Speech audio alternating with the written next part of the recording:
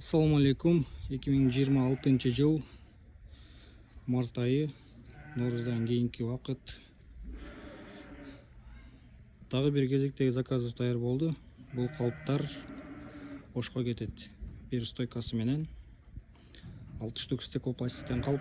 Кимге ушундай стеклопластик калыптар керек болсо, экранга номерди коюп коем. Заказ берсеңер болот. Кыргызстандын бардык областына жасап туруп салып жиберебиз. Еврозабордун калыптары мындан башка да толтура түрлөрү бар. WhatsAppка жазсаңыз, сүрөттөрүн жиберебиз.